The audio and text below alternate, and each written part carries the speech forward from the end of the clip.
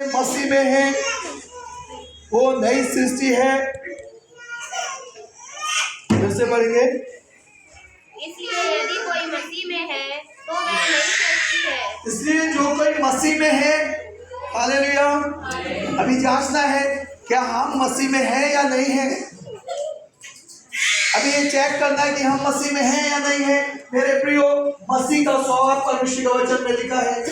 मसीह की दया परमेश्वर के वचन में लिखी है।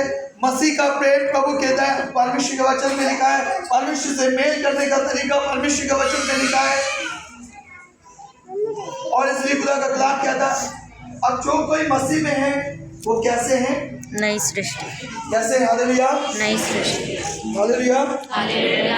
हाँ, कैसे है? मसीह में जो कोई है वो कैसा है?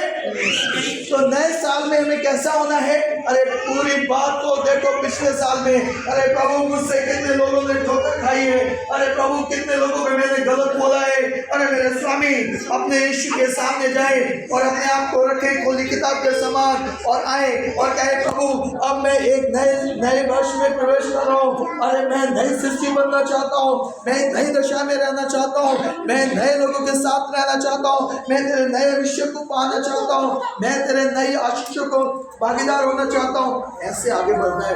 खुदा का कलाम कहता है, अब जो कोई मसीह में है वो नई सृष्टि है। क्यों? क्योंकि पुरानी बातें क्या हो गई है? हालेलुया। क्योंकि पुरानी बातें क्या हो गई?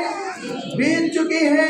अरे उन पर मन मत लगाओ, क्योंकि ये चीजें अगर लगाएंगे हमें ये बातें परमेश्वर के प्रेम से अलग करेंगी।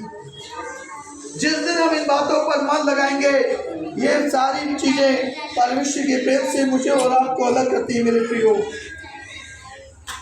इसलिए जो कोई मसीह में है, जांचना ये है कि प्रभु क्या मैं मसीह में हूँ या नहीं। चेक ये करना कि प्रभु मैं मसीह यीशु तुझ में हूँ, तू मुझ में है या नहीं है। हम हर एक दिन अपने काम में बिजी रहते हैं, अपनी बातों में बिजी रहते हैं, लेकिन क्या प्रभु से पूछा कि प्रभु मैं तुझ में हूँ या नहीं। नया साल गुजर गया। अरे 2025, आज आपकी उम्र चाहे 20 साल की क्यों ना हो, लेकिन मेरे प्रियो ये गुजरा हुआ साल 2025 अब आपके जीवन में नहीं आएगा। 26 आएगा, 27 आएगा, 28 आएगा। कहते हैं, यहाँ पर मैं एक और बात बताना चाहता हूँ। मैं कई प्रीचिंग में बोलता हूँ कि यहाँ बैठे हुए लोग जितने भी हैं उन सब से छोटा हूँ।